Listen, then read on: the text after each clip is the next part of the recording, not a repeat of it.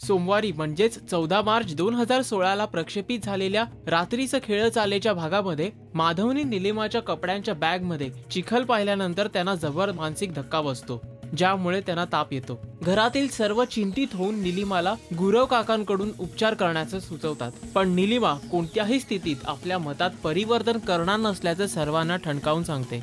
माधवचा भाऊ अर्थात दत्ताराम डॉक्टरांना घेऊन येतो, पण डॉक्टर देखील माधवचा उपचार करताना थोडे कचरताना दिसले।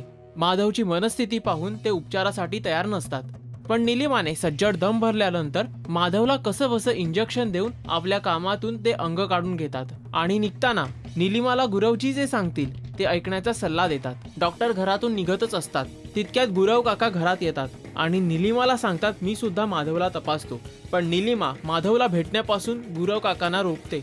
अपमान सहन न झाल्याचं कारण देत गुरव काका तिथून काढता पाय घेतात आणि निघताना सर्वांचं वाईट होईल असं बोलून दाखवतात।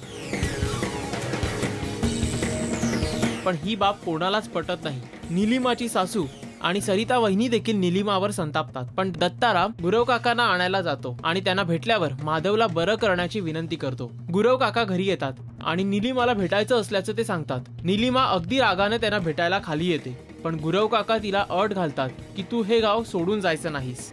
निलिमा त्यांची अट मान्य करते। ती सर्वांना सांगते की मी घाबरून नाही तर काही सत्य आणि गुपितं शोधण्यासाठी इकडे थांबणार आहे आणि तुमच्या अंधश्रद्धा सुद्धा हाणून पाडणार असल्याचं ती चॅलेंज करते।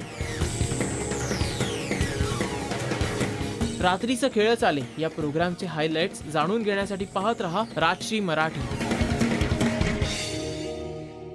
नमस्कार, मी Madhura Welankar. Please subscribe to Rajshri Marathi.